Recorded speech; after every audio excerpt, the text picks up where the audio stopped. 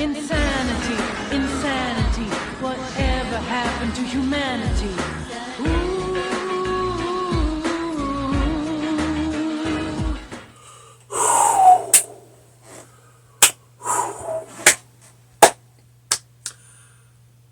I have found a hidden gem.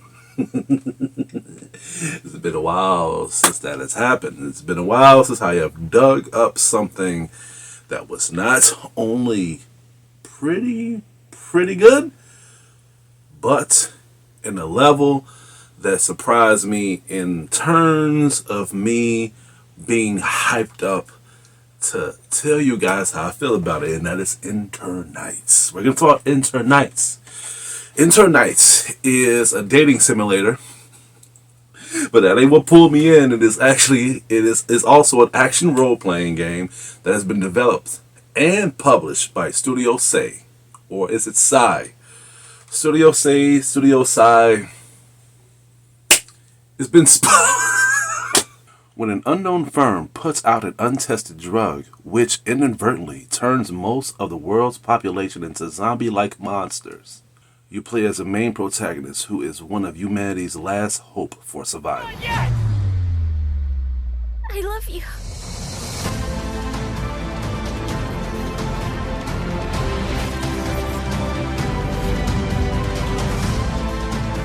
I thought this game was a very, very good treat for me. Now, there was a few things that won me over by me being curious enough to try this game out. One was a trailer. I've seen a trailer of this game, and the trailer was enough to pull me in, evidently so, because they showed a lot of good combat, they showed a lot of good anime cutscenes, they showed a little good story to it, and I was on board. But the reason why I was a little bit on the iffy side was because this was an iffy month for me.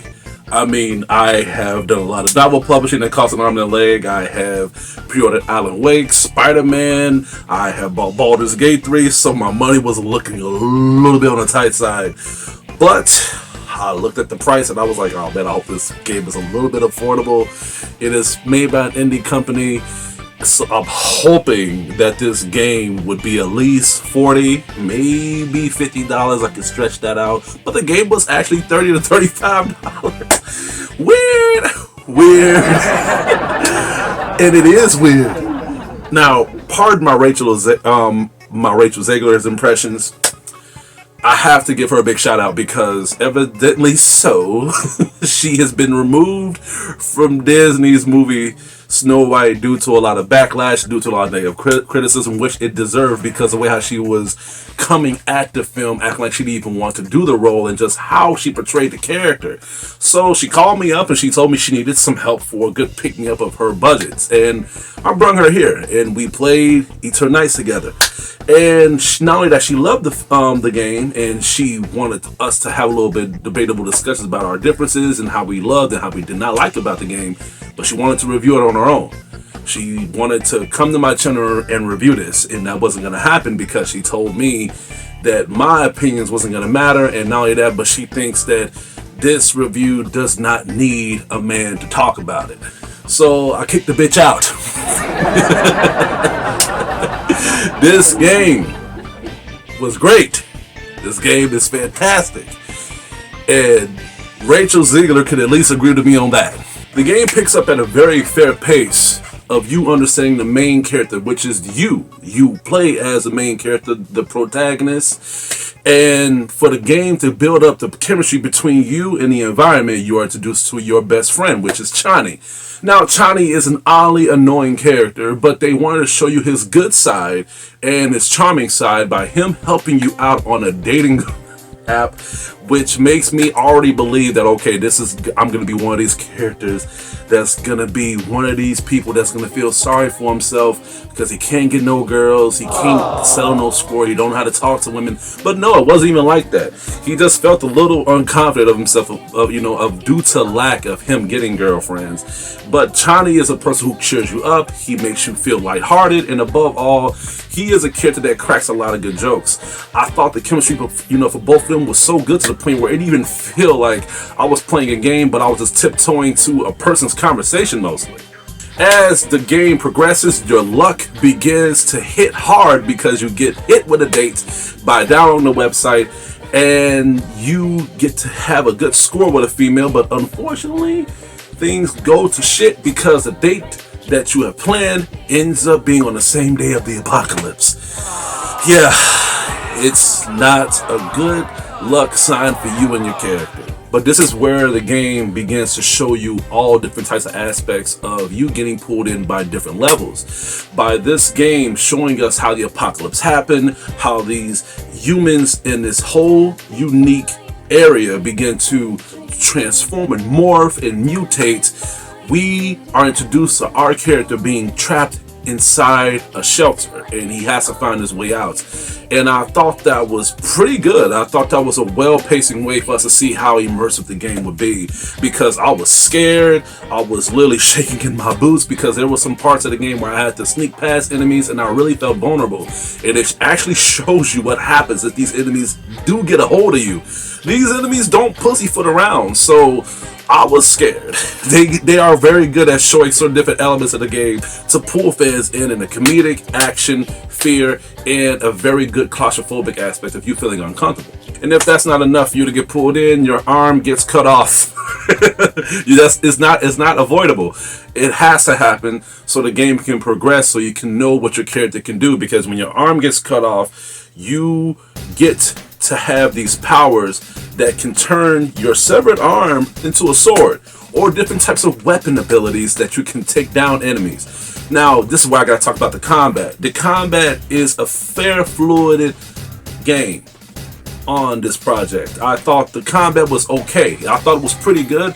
Had some light little bugs, especially when you come to introducing other elemental ways of counterattacks and finishers and dodges, but overall it was pretty enjoyable. I really enjoyed the fact that I was able to use different maneuvers to attack these enemies, especially when the odds are stacked against me. And when the game progresses, we are introduced to characters that not only will help you out on this journey by giving you certain different types of advices, but they will help you out in all different aspects of this game and bringing you the ultimate power engine of this game's potential of making it very, very, very fun. I mean, each of these side characters that help you out, they give you different types of elemental movesets so you can use them in your own discretion, because these enemies will not just be defeated by just hand-to-hand swordplay combat, which your main protagonist will execute, but these side characters will use elemental abilities such as ice, electricity, or just break down barriers.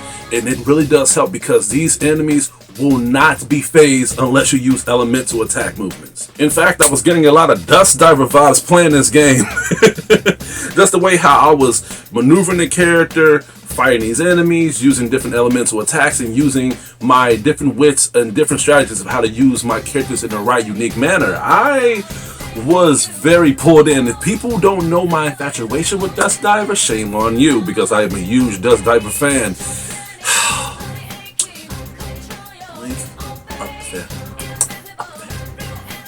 Check it out. I want to talk more about these side characters.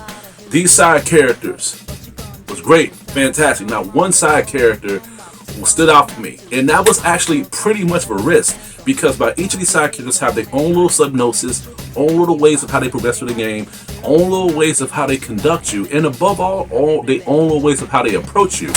I thought that one of these characters was going to be at least annoying, some of them was going to be a backstabber, some of them was going to be holding the plot by doing stupid shit, but no, none of these characters was oddly out of place. I feel like all these side characters I loved, all these side characters I really felt attachment to, and above all these side characters really pulled me in to the point where they felt lifelike, because these side characters do have romance options that you can have if you grow too attached to them, especially when you were introduced to them, giving you mini games and strategic ways for you to train with them by having another mini game that's available. You can scavenge with them, so you can grab some items that they will ask you to pick up for them, so you can build up a bond for them.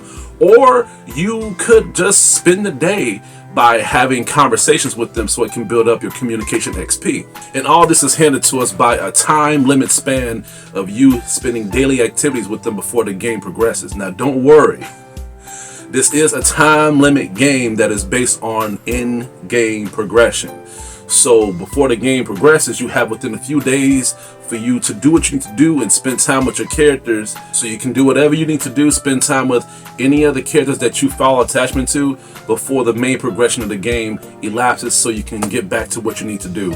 So it's not really a death thing, and I was like, okay, thank God. But they do let you know what you need to do before the time limit begins to flounder and deteriorate. So I thought that was a good way for me to know the characters, and they give you more time than I really expected. They give you like within 4 days, 7 days, 8 days. I'm like, wow, okay.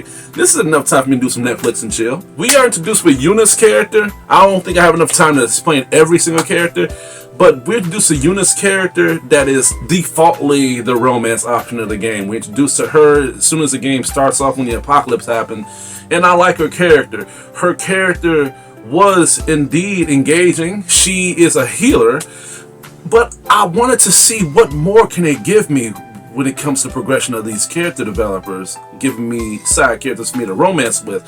So I kind of pushed her to the side to see who else would give me into that curiosity ratio of me liking them even more.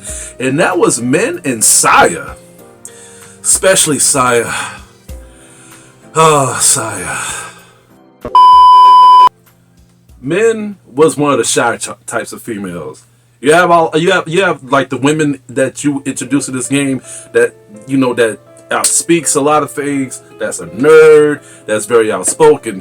But I like Min because Min was a shy type, and deep down she is a little bit on a freaky side. That's the reason why she's shy, because she has a lot of deep inner thoughts of what she wants to do with you, what she wants to do to you.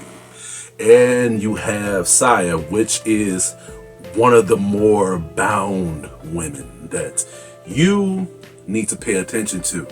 She is a female with class and very, very, very high recommendation if you give me her respect. She would do a lot of experiments to you also. The Pimp of Pimp Gamers are issued a copy of that one. But honestly, I had a little bit of both. I mingled with a little bit of both of them. And for those who want a little bit more of an expertise of an expansion ratio of a romance option, you are introduced to another character, which is Johan.